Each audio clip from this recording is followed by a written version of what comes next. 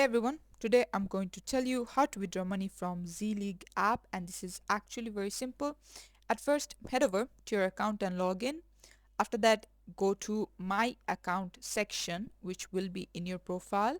From there, you'll see something called Withdrawing Funds. You're going to click on that one. It's going to ask you how do you want to withdraw it, and a few options are PayPal, Skrill, direct bank transfers, and sometimes cryptocurrency, but you need to make sure that whichever one you want, that one is available. Then you need to enter whatever amount you want to, $1,000, $10,000, $1,000,000, that's up to you.